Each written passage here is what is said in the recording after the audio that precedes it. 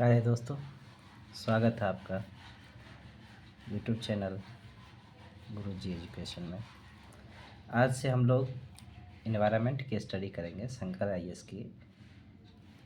इसमें आपको शॉर्टकट में पूरे शंकर आईएएस की बताई जाएगी। इससे शॉर्ट में कहीं पर भी आपको अवेलेबल नहीं मिलेगी। देखते हैं कि आखिर पूरे इन्वायरमेंट में क्या है। इसके सारे चैप्टर को एक एक करके चैप्टर वाइज आपको उपलब्ध कराई जाएगी। आपके परीक्षा से पहले पूरी किताब की समरी आपके सामने प्रस्तुत कर दी जाएगी। आज चैप्टर 1 हम लोग पढ़ना शुरू करते हैं। चैप्टर फर्स्ट है, जिसमें कि जो भी मेन टॉपिक होगा उसके बारे में आपको इसका मुख्य तत्व क्या है उसके बारे में, कि मेनली उसमें कहा क्या गया है, आपको इसमें बताया जाएगा। जैसे देखिए, इन्वायरमेंट है। इन्वायरमेंट किसे कहते हैं? तो इन्वायरमेंट जो है ये बना है इन्वायरन नाम के शब्द से। इन्वायरन का मतलब होता है इन सर्कल। इन सर्कल यानी इन्वायरमेंट का मतलब हुआ सभी चीज़ जो हम लोगों के अगल बगल में है उसे हम लोग कहेंगे इन्वायरमेंट। एवरीथिंग सराउंडिंग अस। ये बायोटिक भी हो सकती है और एबायोटिक भी हो सकती है। अब बायोटिक थिंग क्या है, एबायोटिक थिंग क्या है, इसके बारे में हम लोग आगे देखते हैं। मतलब इसके बारे में शॉर्टकट में समझ लीजिए, जो भी लिविंग थिंग्स है वे बायोटिक थिंग कहलाते हैं। एबायोटिक थिंग जो भी नॉन लिविंग थिंग्स है। हमारे आसपास में पाए जाने वाले सभी बायोटिक और एबायोटिक को इन्वायरमेंट कहते हैं। इकोलॉजी किसे कहेंगे? इकोलॉजी, लॉजी का मतलब होता है स्टडी करना। Ecology the study of living organism और इन्वायरमेंट के दोनों के आपस के रिलेशन को हम लोग जब स्टडी करते हैं तो उसके हम लोग कहते हैं इकोलॉजी। अब यहाँ पर जो बायोटिक हुई थी, बायोटिक के बारे में जो भी लिविंग थिंग्स है वे सभी बायोटिक कहलाएंगी। बायोटिक में क्या आता है? Green plant, non green plant. जब प्लांट कट जाएंगे तो वो भी आएगी बायोटिक में ही।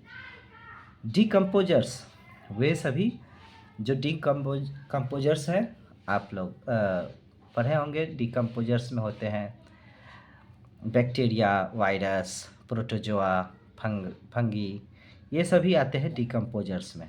पैरासाइट, जो पैरासाइट वे होते हैं जो दूसरे जीवों पे निर्भर होते हैं खाना पीना के लिए। एनिमल, मैन, ये सभी। इसके अलावे भी बहुत हो सकते हैं, इसलिए एटसेट्रा।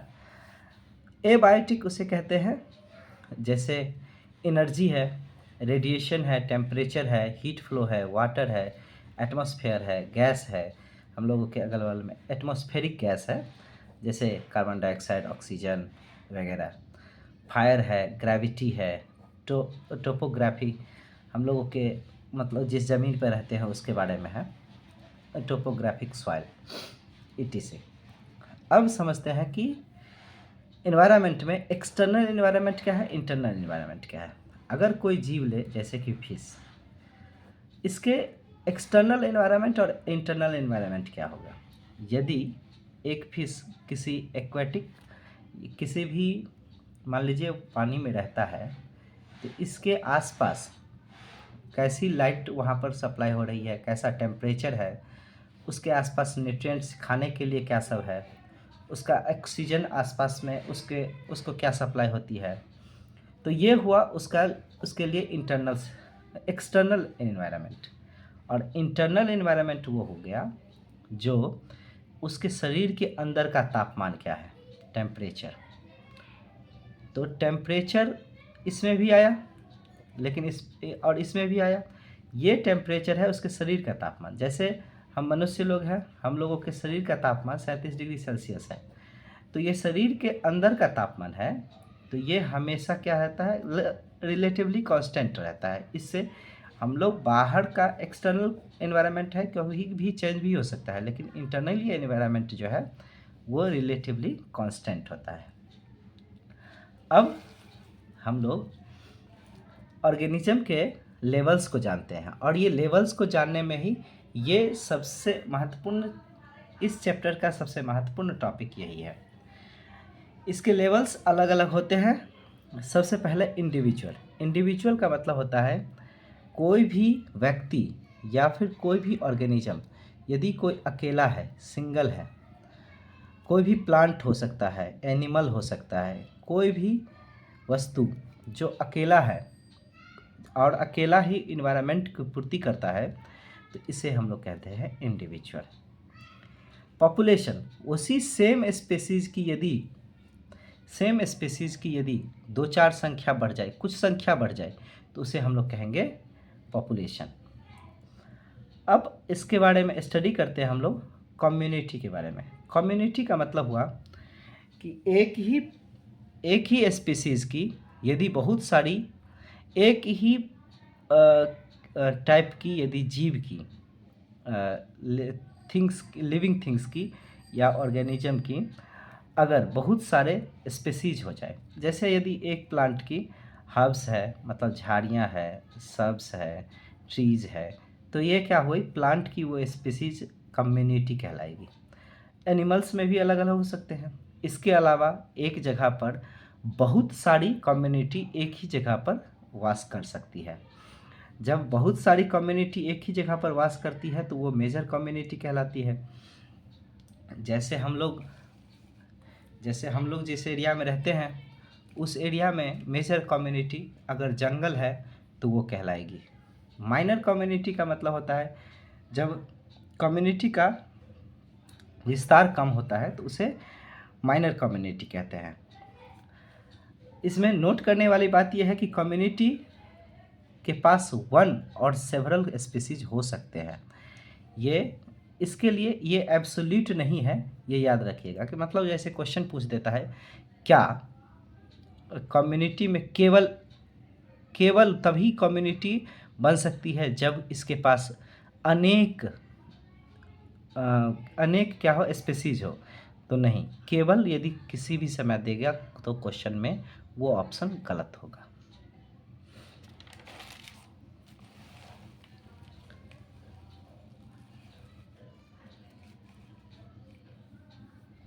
हम लोग अब उसी लेवल ऑफ इकोसिस्टम में लेवल्स ऑफ ऑर्गेनाइजेशन में नेक्स्ट ऑर्गेनाइजेशन के बारे में समझते हैं। कम्युनिटी के बाद हम लोग समझते हैं इकोसिस्टम के बारे में। इकोसिस्टम क्या है? तो सिस्टम को अलग कीजिए, इसमें इको को अलग कीजिए। अगर लिविंग बीइंग यानी कि कोई भी लिविंग थिंग्स हो और वो इन्वायरमेंट में अगर एक्सचेंजिंग कोई मटेरियल होता है, एक्सचेंजिंग मटेरियल बिटवीन देम जो होता है, तो उसे ही हम लोग कहते हैं इकोसिस्टम। अब कहेंगे कि हम लोग क्या एक्सचेंज करेंगे इन्वायरमेंट के साथ, फिजिकल इन्वायरमेंट के साथ।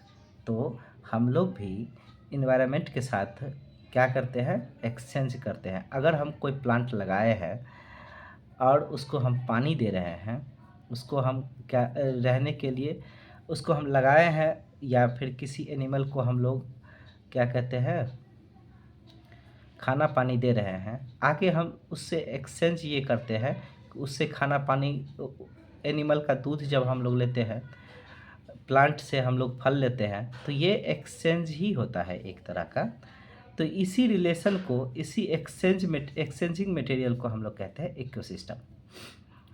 इकोसिस्टम के कंपोनेंट क्या होते हैं, एबायोटिक और बायोटिक। ठीक उसी तरह से होगा जिस तरह से एनवायरनमेंट के हम लोग कंपोनेंट को समझे थे। इसमें energy, rainfall, temperature, atmosphere, substratum, material, विभिन्न तरह के मटेरियल्स होते हैं, organic material, inorganic material. Organic material वो मटेरियल होते हैं जो समय के साथ सड़ गल जाते हैं। इसको हम लोग कहते हैं, हिंदी में कहते हैं नवीकरणीय। क्या होता है, समय के साथ ये सड़ गल करके और पुनः मिट्टी में मिल जाते हैं। इनऑर्गेनिक मटेरियल, लैटिट्यूड, लॉन्गिट्यूड, जिससे कि हम लोगों का हिंदी में कहेंगे लैटिट्यूड का मतलब हुआ अक्षांश और ये हुआ देशांतर। ये सभी को एबायोटिक कंपोनेंट में रखते हैं कि इकोसिस्टम के ये एबायोटिक कंपोनेंट है। बायोटिक कंपोनेंट में आते हैं प्राइमरी प्रोड्यूसर्स। प्राइमरी प्रोड्यूसर में क्या आएगा? प्लांट। इसके अलावा क्या आएगा? एल्गी। कंज्यूमर्स में क्या आएगा? कंज्यूमर्स में 3 प्रकार के कंज्यूमर्स होते हैं। वो प्राइमरी कंज्यूमर क्या हुआ? तो सबसे पहला कंज्यूमर जो डायरेक्ट प्लांट को खाएगा तो वो प्राइमरी कंज्यूमर हो जाएगा। उसे हम लोग कभी कभी हर्बीवोर भी कहते हैं, मतलब उसी को कहते हैं हर्बीवोर। जो प्राइमरी कंज्यूमर को खाता है वो सेकेंडरी कंज्यूमर कहलाता है। और सेकेंडरी कंज्यूमर वो हुआ जैसे हम लोग टाइगर को ले लेते हैं, ये एक क्या कहेगा कि ये डियर को खाएगा तो इसे हम लोग कहेंगे सेकेंडरी कंज्यूमर। ये टर्सरी कंज्यूमर किसे कहेंगे? ये यानी कि टर्सरी कंज्यूमर को ही थर्ड कंज्यूमर भी कहते हैं। टर्सरी कंज्यूमर वो है जो सभी को खाता है।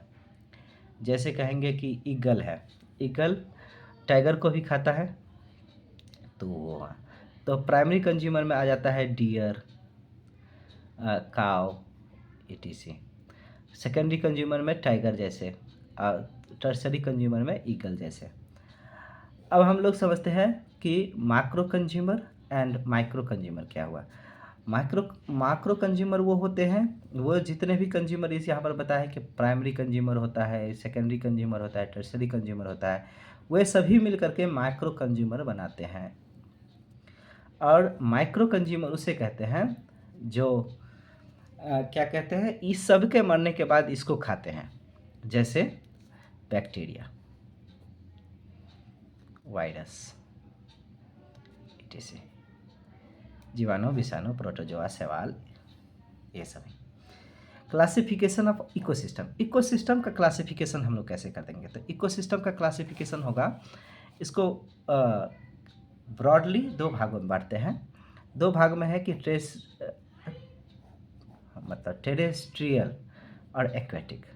ये भूमि पर पाए जाने वाले जो इकोसिस्टम है उसके बारे में है। तो भूमि पर क्या सब पाया जाता है? फॉरेस्ट पाया जाता है, ग्रासलैंड पाया जाता है, डेजर्ट पाया जाता है।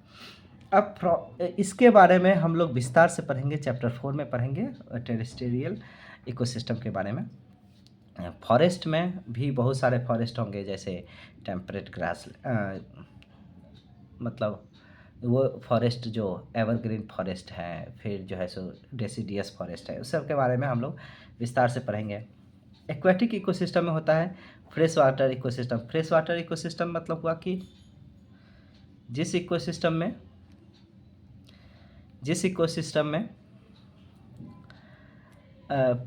5 से 15 पीपीटी पाया जाता है सेलाइन, यानी कि 5 से 15 पीपीटी नहीं, 5 से 15 नहीं, 0 से 5 पीपीटी सेलाइन यदि पाया जाता है, सॉल्ट पाया जाता है, तो उसे हम लोग कहते हैं fresh water system. Saline water system होता है कि 5 से 15 पीपीटी यदि पाया जाता है तो इसे हम लोग सेलाइन वाटर सिस्टम कहते हैं। और मेराइन इकोसिस्टम, मेराइन वाटर इसे कहेंगे जिसमें कि 15 पीपीटी से ज़्यादा यदि उसमें नमक पाया जाता है। जनरली हम लोगों के समुद्र में पाया जाता है 35 पीपीटी। और यदि इसमें भी सबसे ज़्यादा पाया जाता है, जैसे कहिएगा तो डेड सी के में आसपास 50 नहीं 150 पीपीटी के आसपास पाया जाता है डेड सी में। तो ये सभी मराइन वाटर इकोसिस्टम के बारे में है।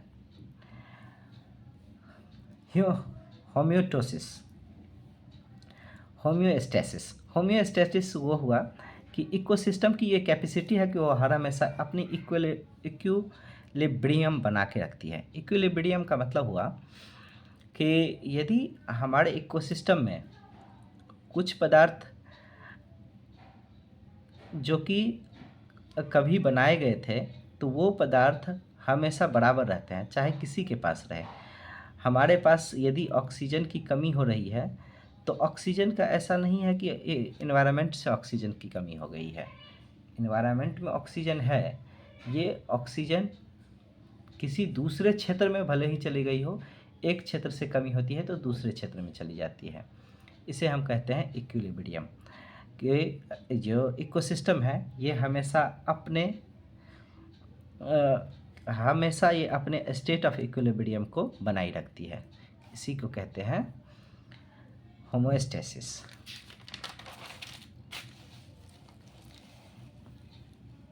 अब हम लोग समझते हैं कि इकोटोन क्या होता है।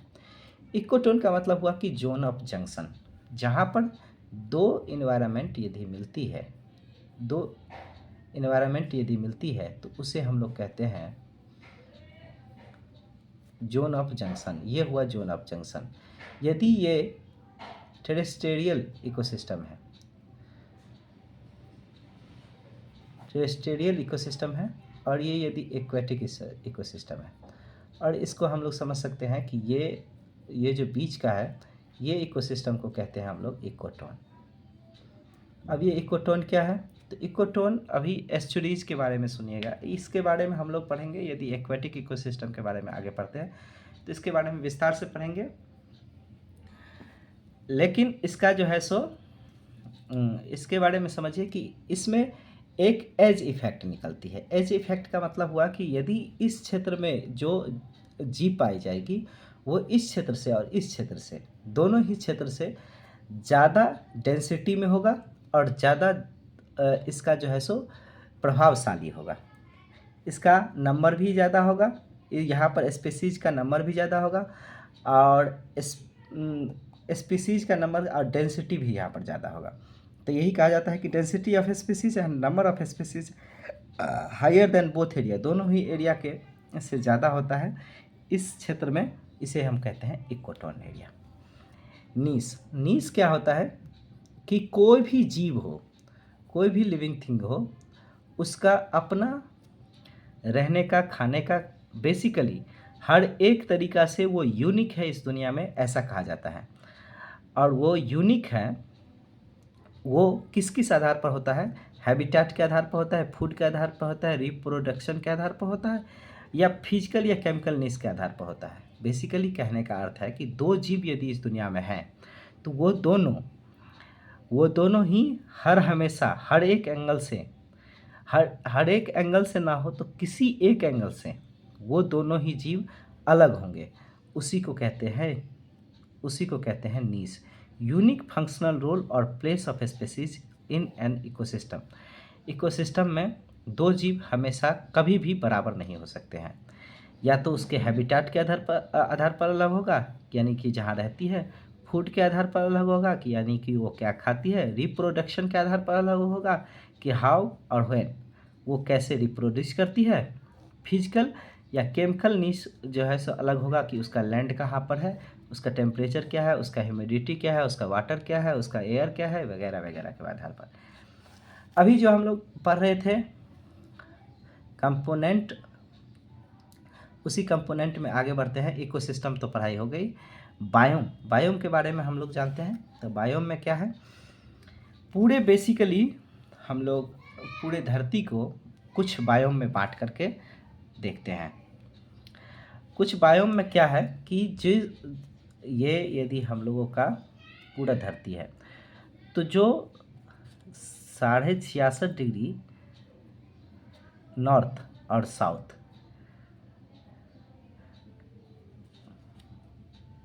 से लेकर यहाँ पर 90 डिग्री नॉर्थ और 90 डिग्री साउथ तक, ये जो पोल का बीच का एरिया है इसे हम लोग पोलर रीजन कहते हैं।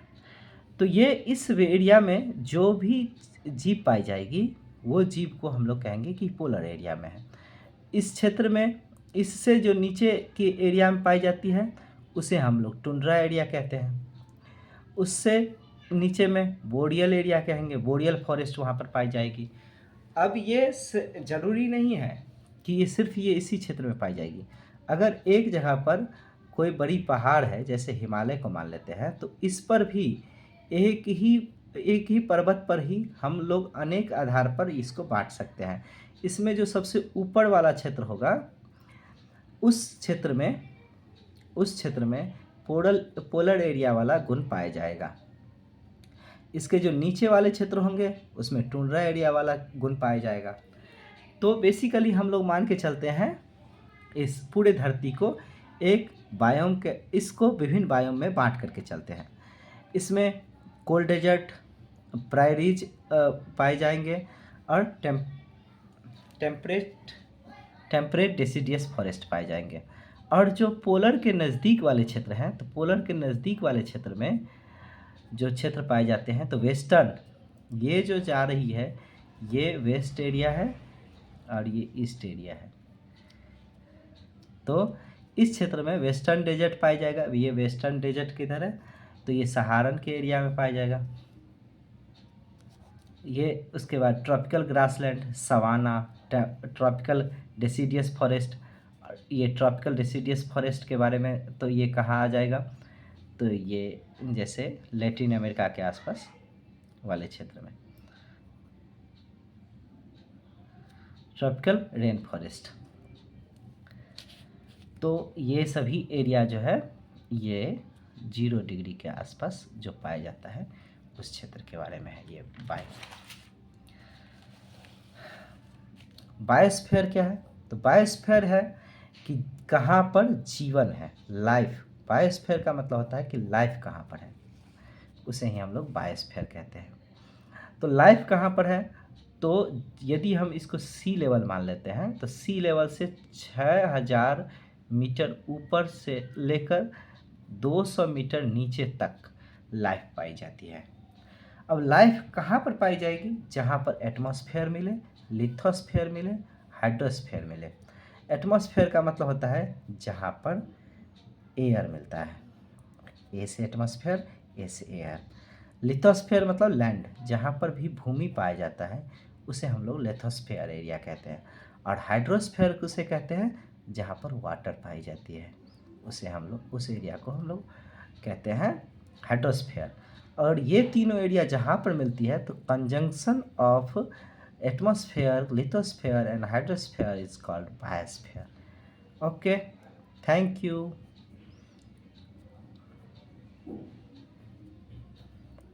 Please like, share and subscribe.